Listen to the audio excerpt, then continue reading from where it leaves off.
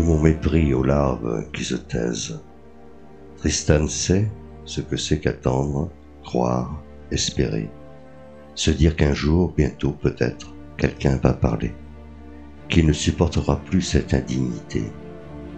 Elle a attendu 2900 jours, près de 8 ans, dans l'indifférence des autres, le temps de réaliser, le temps de guérir, le temps d'oublier.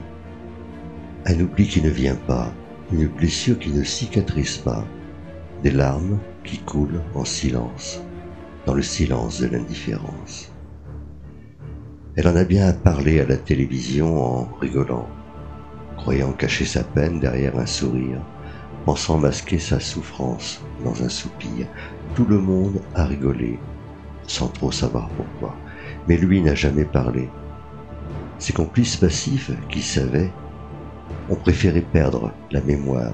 Personne n'a jamais parlé, pas une personne, pas un mot. Ces gens-là, dont elle sait qu'ils savent, vivent tranquilles et se foutent complètement de ce qu'elle a enduré toutes ces années. Comme ceux qui se sont tus pour Tristan et se taisent aussi pour les autres.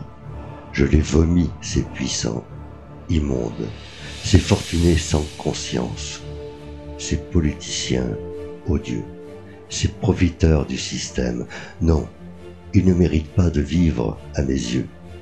Ces témoins, complices, passifs ou actifs, sont et seront toujours des ordures. Ces témoins qui se disent humanistes, mais qui font le parcours de l'évolution humaine à rebours, du statut d'homme accompli.